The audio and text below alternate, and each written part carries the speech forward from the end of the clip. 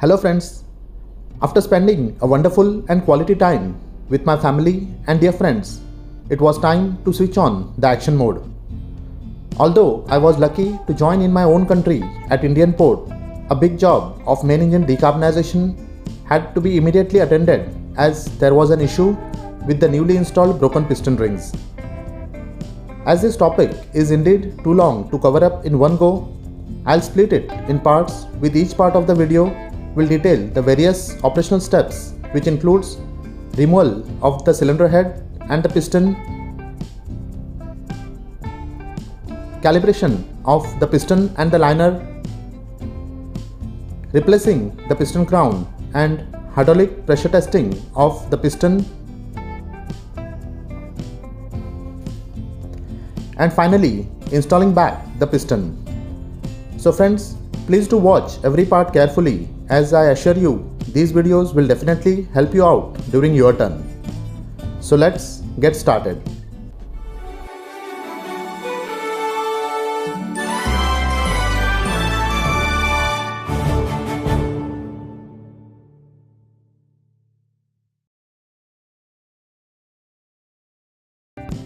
The procedures to uninstall the piston described in this video are for MAN B&W 6S60 MEC model main engine.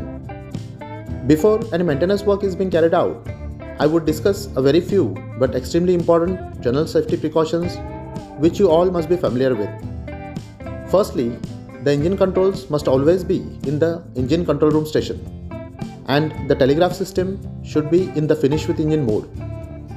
This is to prevent any accidental kick to the engine. Always stop the lube oil pump first with its control in manual mode. Block the control oil supply on the three-way valve near turning gear and engage the turning gear.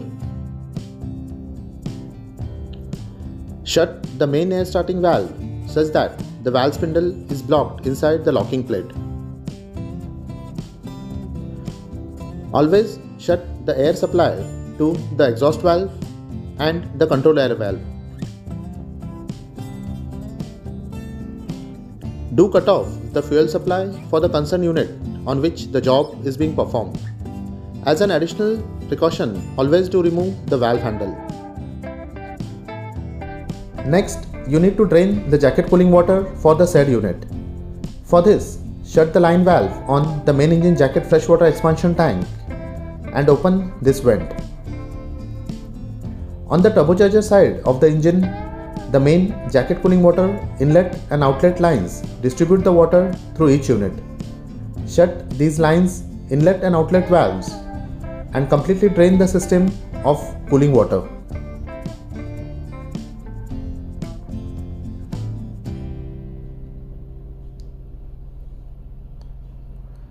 Friends, it is very crucial to relieve the servo oil system pressure on the hydraulic cylinder unit. For this, you need to shut the valve number 420 on the hydraulic block. Additionally, to drain the pressure on the FIVA system, open the drain valve number 421. You can verify the pressure drop by connecting a pressure gauge at this minimax point number 455. The system should be pressure free. And lastly, close the valve number 531 for the hydraulic operation of the exhaust valve. All these mentioned general safety precautions takes very few of your time, so please do follow them religiously. It is for your team's safety. We are now ready for the real action. Make all the arrangements for the required tools and start dismantling the connections on the exhaust valve. Dismount the inductive sensor on the exhaust valve with its cable, bracket and junction box on the cylinder cover. Loosen and remove the bolts securing the exhaust valve high pressure pipe, connecting the hydraulic damper on the exhaust valve and the hydraulic actuator. Detach and remove this pipe. Disconnect the air pipe for the pneumatic closing of the exhaust valve. Remove the cooling water outlet pipe along with its securing brackets from the exhaust valve. On the turbocharger side of the engine, disconnect the jacket cooling water outlet pipe at the bottom flange on the cylinder head. Also, disconnect the air connection pipe to the air starting valve on the cylinder head. Remove the protection jacket enclosing the insulation for the intermediate pipe, also known as the compensator. Loosen and remove the securing bolts on both the exhaust valve side and also on the exhaust manifold side. Disconnect both the fuel injector high pressure pipes on the fuel valve and fuel pump side. Friends, I have already uploaded a detailed video on proper procedures to disconnect the high pressure pipes on a fuel valve. Do watch the video for appropriate techniques. Disconnect all the bracket securing arrangements and other small pipe connections from the cylinder head. Friends, please do recheck and reconfirm for any left out connection. Please do watch carefully the steps to loosen and remove the cylinder cover nuts using the hydraulic tools, as many engineers do take shortcuts and end up damaging the hydraulic jacks. Always do carefully clean the tool attachment threads of all the dirts and deposits. Apply a thin layer of moly coat on the threads of the stud. Place the spacer ring around the nut in such a position that the Tommy bar can be applied through the slot when the nut is to be loosened. Select the proper jack for the cylinder cover studs and check the maximum lift for the piston of the jack. Then screw the jack on the tool attachment threads. It is very important to align the spacer ring and the jack such that the step at the base of the jack cylinder will be seated inside the spacer ring. Screw the jack until the cylinder of the jack bears firmly against the spacer ring. Now unscrew the jack approximately 1 turn to create a clearance between the jack and the spacer ring.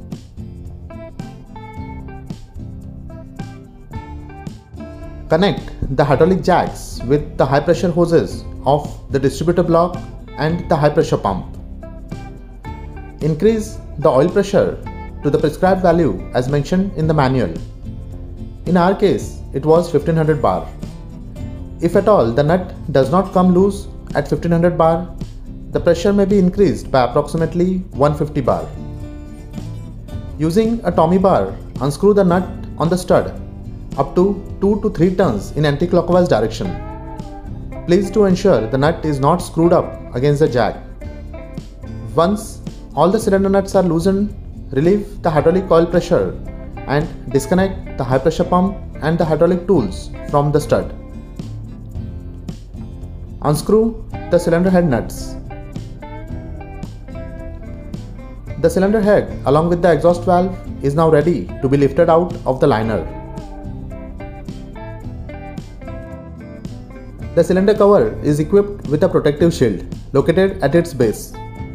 Prior lifting the cylinder cover, please do loosen the 4 screws securing this protective shield. Connect the engine room overhead crane hook to the exhaust valve and carefully start lifting the cylinder head along with the exhaust valve. Always align the overhead crane exactly in vertical position. During this operation, please do go with the slow up mode on the remote control box of the overhead crane. Do keep monitoring all the sides for any sort of obstruction. Also ensure the threads on the studs are clear of the cylinder head.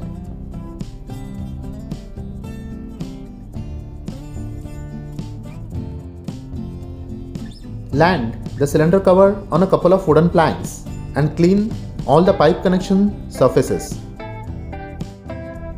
To start with the preparations to pull out the piston, open the crankcase door to the cylinder concerned.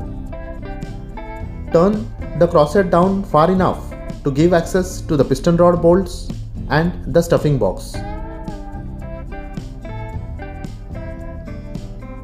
Loosen and remove the seizing wire and bolts connecting the piston rod to the crosshead. Then release the stuffing box by removing the innermost screws from the stuffing box flange. Also, disconnect the drain pipe on the stuffing box. Friends, never remove the outermost screws from the flange of the stuffing box. Then mount two distance pieces on the piston rod foot to protect the lower scraper ring and to guide the stuffing box while removing out from its housing. Remove and discard the gasket between the cylinder cover and the liner. It is a good practice to make a punch mark in the liner and the piston cleaning ring to ensure correct position during remounting. After the marking, remove the piston cleaning ring. It is very important to remove any wear ridges at the top of the cylinder liner. Turn the piston to the top dead center such that the top of the piston is now free of the cylinder liner. The piston is provided with 3 grooves for the fitting of the claws of the lifting tool. These grooves are always clogged with carbon deposits. Clear all these 3 grooves of the deposits.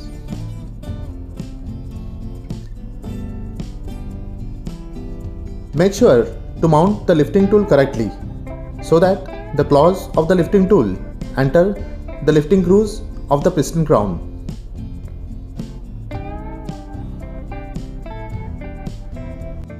Align the engine room overhead crane in the vertical position and take the weight of the piston on the crane hook via the lifting tool. Guys, the stuffing box flange is designed with a slot such that the piston rod foot can pass through it with a minor clearance. So it is very crucial to align the piston rod foot in line with this slot.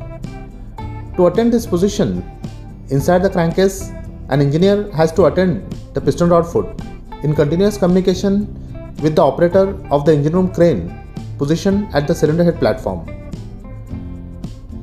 Once confirmed the weight of the piston is on the overhead crane, turn the crankshaft such that the weight of the piston is relieved from the crosshead.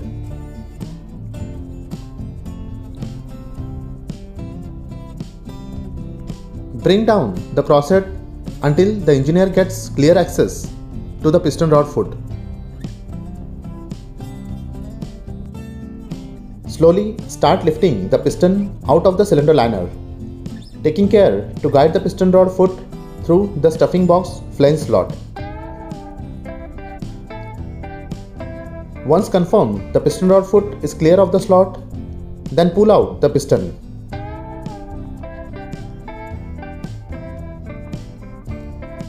Guys, the job is very simple and it takes approximately 3 to 4 hours to pull out the piston of the unit.